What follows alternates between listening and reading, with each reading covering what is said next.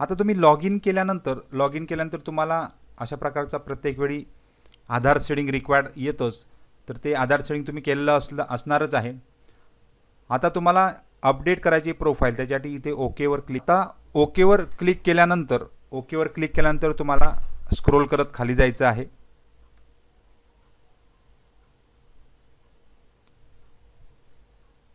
Scroll करत खाली गेल्यानंतर तुम्हाला तुमचा फोटो दिसतो, तुमचं नाव, तुमचा नंबर पूर्ण दिसत असतं आणि ह्या सगळ्या ग्रीन टिक दिसत असतात.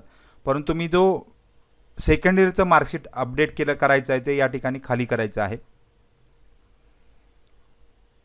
तर इथे तुम्हाला व्ह्यू प्रोफाईलमध्ये जायचं आहे. आता व्ह्यू प्रोफाईलवर क्लिक केल्यानंतर परत एकदा स्क्रोल करून खाली जायचं आहे. स्क्रोल करून खाली जात गेले की तुम्हाला तुमची पूर्ण डिटेल दिसत असते, ती एकदा चेक करून घ्या. आता तुम्ही इथे एज्युकेशनल क्वालिफिकेशनमध्ये जे काही ॲड केलेले आहे ते इथे दिसणार आहे. तर तुम्ही 10वीचं ॲड केलेलं दिसतं आहे, त्यानंतर ITIचं ॲड केलेलं दिसतं. तुम्ही जर 12वी ॲड केलं तर ते पण दिसणार आहे. इथे तुम्ही जे केले ते 10वीचे मार्क्स आणि 12वीचे मार्क्स किंवा ITIचे मार्क्स इथे ॲड केलेले आहेत. आता इथे आपल्याला हे फक्त फर्स्ट इयरचे मार्क्स होते. इथे तारीखसुद्धा बघा चुकलेली आहे, ती आपल्याला काय करेक्ट करायची आहे. तर इथे तुम्हाला जायचं आहे. आता याच्यामध्ये मी मागच्या वेळी पण म्हटलं होतं की 10वीचे मार्क्स एंटर करताना 600 मार्क्स जे आहेत ते काय करायचे, ॲड करायचे आहेत 600 पैकी. म्हणजे सगळ्या विषयांचे मार्क्स इथे तुम्हाला ॲड करायचे आहेत. 5 विषयांचे नाही तर पूर्ण 6 विषयांचे मार्क्स ॲड करायचे आहेत. आणि 6 विषयांचे मार्क्स जसे ॲड करतो तसं या ठिकाणी सुद्धा फर्स्ट इयर आणि सेकंड इयरचं ॲव्हरेज जे कॉन्सोलिडेटेड मार्कशीट असतं ते इथे ॲड करायचं आहे. तर इथे आपण एडिटमध्ये जाऊ. एडिटमध्ये गेल्यानंतर तुम्हाला इथे बघा क्वालिफिकेशन डॉक्युमेंट विचारलं जातं. त्याच्या अगोदर वरती काही काही ऑप्शन एज्युकेशनल डिटेलमध्ये आहे. तर यामध्ये बघा ITI एंटर केलेला आहे, एज्युकेशनल क्वालिफिकेशन आपला NCVT बोर्ड असतो, ट्रेड तुमचा एंटर करायचा आहे, गव्हर्नमेंट ITI जो आहे तो एंटर करायचा आहे. आता ॲग्रिगेट मार्क हे जे टाकायचे आहेत ते इथे तुम्हाला मिळालेले दोन्ही वर्षाचे मार्क्स. आता आपण सर्टिफिकेट बघायचं आहे कॉन्सोलिडेटेड.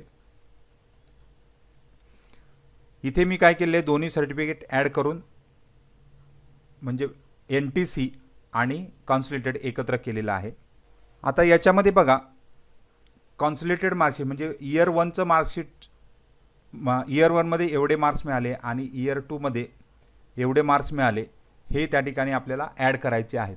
म्हणजे 600 अधिक 600 हे 1200 आणि 538 अधिक 512 हे दोघांची बेरीज त्या ठिकाणी ॲड करायची 1050. मग ह्या दोघांनाही म्हणजे 1050ला आपल्याला डिवाइड करायचं आहे कॅल्क्युलेटरच्या सहाय्याने. ह्या 1050 म्हणजे ॲव्हरेज आपण त्याला म्हणतो 1050 1050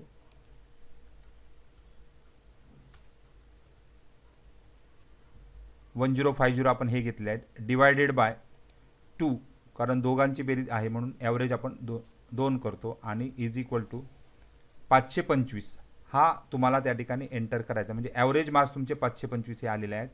आता याचं पर्सेंटेज जर बघितलं तर 525 डिवायडेड बाय ह्याचं ॲव्हरेज झालेलं आहे डिवायडेड बाय 600, दोन्ही वर्षाचं ॲव्हरेज हे 600च येणार आहे. डिवायडेड बाय 600 हे झालं. आता आपल्याला पर्सेंटेज कन्वर्टर इंटू 100 करायचं आहे. तर तुमचे परफेक्ट पर्सेंटेज येणार आहे ते 87.5. म्हणजे अशा प्रकारे पर्सेंटेज तुम्हाला काढून त्या ठिकाणी एंटर करायचे आहेत. तर आपण दोघांचे ॲव्हरेज जे आलं होतं तर 525 ते इथे एंटर करू आपण 525 आणि 600 पैकी 525 म्हणजे साधारण जे काही आले ते 87.5 म्हणजे दोन्ही वर्षाचे मिळून 87.5 ही तुमची पर्सेंटेज आलेलं आहे. तर अशा प्रकारे एंटर करायचे. त्यानंतर तारीख बघा, जे तुमचं सेकंड इयर आणि फर्स्ट इयर चालू झालं, म्हणजे फर्स्ट इयर चालू झालं 2024ला ऑगस्ट किंवा सप्टेंबरमध्ये चालू झालेलं असेल ती तारीख, आणि इथे संपलं 31 जुलै 2026 आपण म्हणतो 31 जुलैला 2026ला ते संपतं.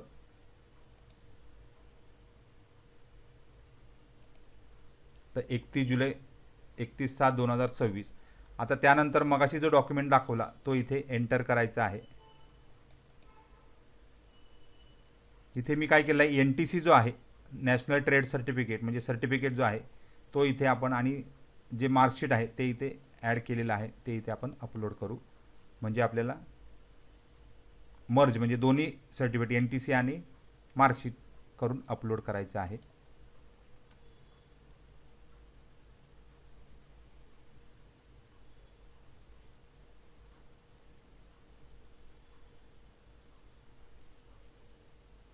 आता इथे बघा आलेलं अपलोडेड सक्सेसफुली, म्हणजे तुमचं जे काही तुम्ही ॲड केलेलं आहे ते त्या ठिकाणी सक्सेसफुल झालेलं आहे. तर अशा प्रकारे प्रोफाईल कंप्लीट करून घ्यायची आहे, म्हणजे एडिट करून घ्यायची आहे.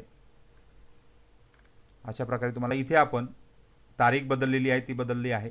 त्यानंतर मार्क्स जे आहेत सेकंड इयर आणि फर्स्ट इयरचं ॲव्हरेजसुद्धा बदललेलं आहे आणि टोटल पर्सेंटेजसुद्धा त्या ठिकाणी बदललेले आहेत. म्हणजे आणि इथे जो इज हायेस्ट या ठिकाणी येस आलं पाहिजे, हे ITIच्या समोरच आलं पाहिजे. तर अशा प्रकारे अपडेट करायची प्रोफाईल. म्हणजे तुम्हाला ॲप्लाय केल्यानंतर, म्हणजे मगाशी म्हटलं की 10वीचे मार्क्स जे आहेत ते सुद्धा तुम्हाला 600 पैकी टाकायचे आहेत आणि ITIचे मार्क्स हे 2 वर्षाचे सुद्धा ॲड करायचे आहेत. काही ठिकाणी फक्त लास्ट इयरचे मार्क्स मागितले जातात, त्यावेळी ते फक्त लास्ट इयरचे ॲड करायचे आहेत.